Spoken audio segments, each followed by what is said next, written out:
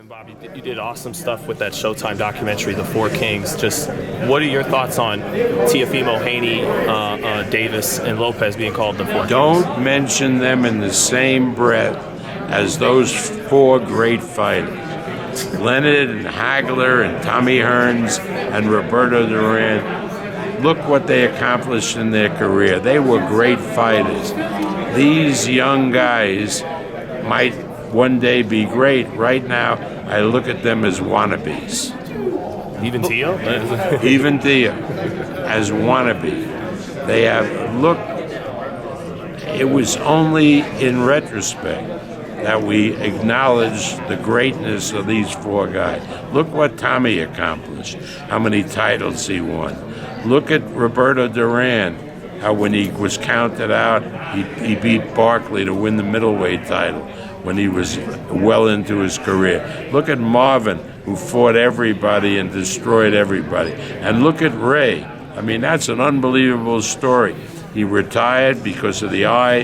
He came back, and his career afterwards was even better than the great career he had before. Those were great fighters. Now, hopefully, Teofimo or Ryan Garcia or Haney will one day have a record where we could say they're greats. But anybody who says any of them are greats now just doesn't understand the history, the great history of the sport of boxing. Bob, Thanks, Bob. We saw all those greats fight each other at a very young age. We have the same names just mentioned calling each other out, but what do you think needs to happen in order for them to step into the ring with each other? They didn't fight each other.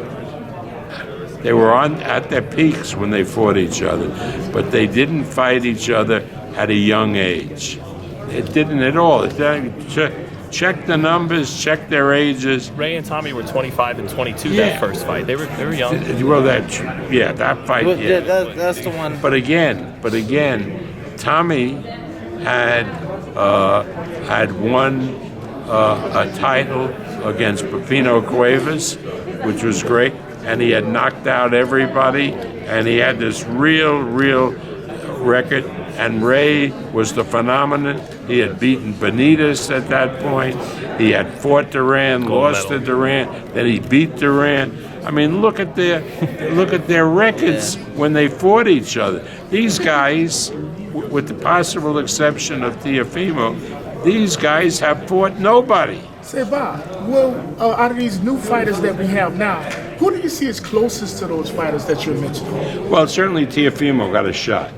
If he shuts up a little bit, and I think Teofimo has a shot. I think that Gervonta Davis, again, has a shot to be a really good fighter. Speaking of Gervonta Davis, you hosted here Josh Taylor, Jose Ramirez for Undisputed at 140. What are your thoughts on Gervonta moving up to fight for a regular title? I think he's too small at 140.